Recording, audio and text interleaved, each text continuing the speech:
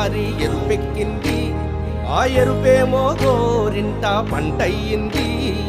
పండిన చేతికెన్నో సిగ్గులొచ్చి ఆహా సిగ్గంత చీరగట్టింది.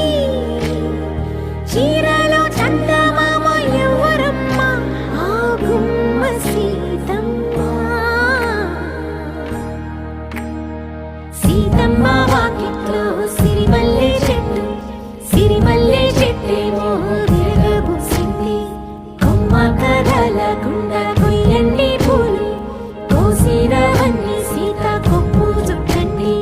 కొప్పున పూలు గుప్పే తంతెందుకండి, కోదండ రామయ్య వస్తున్నాడండి.